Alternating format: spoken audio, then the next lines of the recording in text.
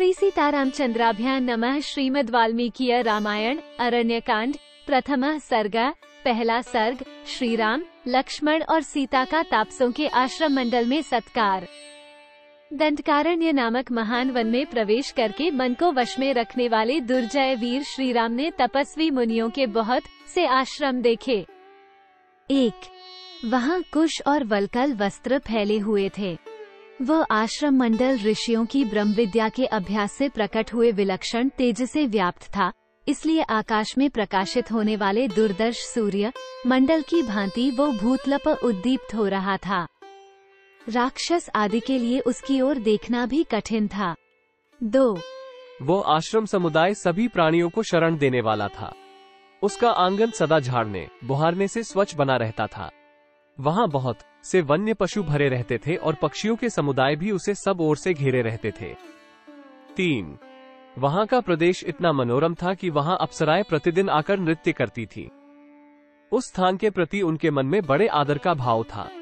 बड़ी बड़ी अग्निशालाएं, स्रु आदि यज्ञपात्र, मृगचर्म, कुश, समिधा, जलपूर्ण कलश तथा फल मूल उसकी शोभा बढ़ाते थे। स्वादिष्ट फल देने वाले परम पवित्र तथा बड़े बड़े वन्य वृक्षों से वह आश्रम मंडल घिरा हुआ था।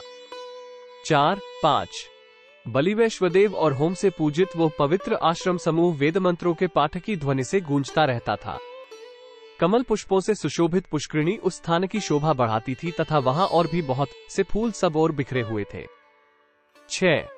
उन आश्रमों में क्षीर और काला मृगचर्म धारण करने वाले तथा फल मूल का आहार करके रहने वाले जितेंद्रिय एवं सूर्य और अग्नि के तुल्य महातेजस्वी पुरातन मुनि निवास करते थे। 7. नियमित आहार करने वाले पवित्र महर्षियों से सुशोभित वो आश्रम समूह ब्रह्माजी के धाम की भांति तेजस्वी तथा वेदध्वनि से निनादित था। 8. अनेक महाभाग ब्रह्मवेता ब्राह्मण उन आश्रमों की शोभा बढ़ाते थे। महातेजस्वी श्री राम ने उस आश्रम मंडल को देखकर अपने महान धनुष की प्रत्यंचा उतार दी, फिर वे आश्रम के भीतर गए। 9:1/2. श्री राम तथा यशस्विनी सीता को देखकर वे दिव्य ज्ञान से संपन्न महर्षि बड़ी प्रसन्नता के साथ उनके पास गए। 10. दृढ़ता पूर्वक उत्तम व्रत का पालन करने वाले वे महर्षि उदयकाल के चंद्रमा की भांति मनोहर धर्मात्मा श्री राम को, लक्ष्मण को और यशस्विनी विदेह राजकुमारी सीता को भी देखकर उन सब के लिए मंगलमय आशीर्वाद देने लगे। उन्होंने उन तीनों को आदरणीय अतिथि के रूप में ग्रहण किया।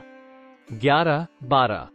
श्रीराम के रूप, शरीर की गठन, कांति, सुकुमारता तथा सुंदर वेश को उन वनवासी मुनियों ने आश्चर्यचकित होकर देखा। 13. वन में निवास करने वाले वे सभी मुनि श्री राम, लक्ष्मण और सीता तीनों को एकटक नेत्रों से देखने लगे। उनका स्वरूप उन्हें आश्चर्यमय प्रतीत होता था। 14. समस्त प्राणियों के हित में तत्पर रहने वाले उन महाभाग महर्षियों ने वहां अपने प्रिय अतिथि इन भगवान श्री राम को पर्णशाला में ले जाकर ठहराया। 15. अग्नितुल्य तेजस्वी और धर्मप्रायण उन महाभाग मुनियों ने श्री राम को विधिवत सत्कार के साथ जल समर्पित किया। 16.